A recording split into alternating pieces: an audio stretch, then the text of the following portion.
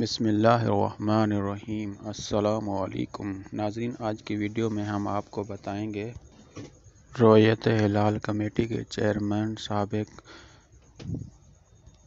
مفتی منیب الرحمن سال 2023 میں فطرانہ فدیہ کا مقدار کا اعلان کر دیا ہے۔ مقدار جاننے سے پہلے یہ سمجھ لیں،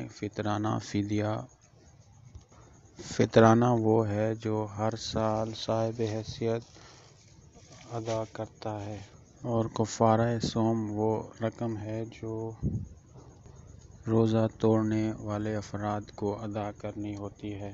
ناظرین، آئیے آگے بڑھتے ہیں فطرانے کی مقدار کی جانب۔ گندم کے اعتبار سے فی آدمی 320 روپے فطرانہ ادا کرے گا۔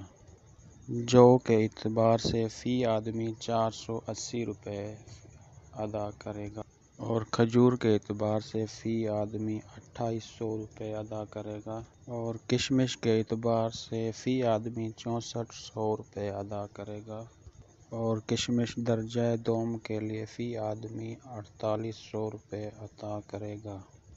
ناظرین، مفتی منیب الرحمن کا کہنا ہے کہ یہ فدیہ فطرانے کی مقدار کم سے کم ہے، اور جو صاحب اطاعت ہیں وہ اس سے زیادہ بھی ادا کر سکتے ہیں۔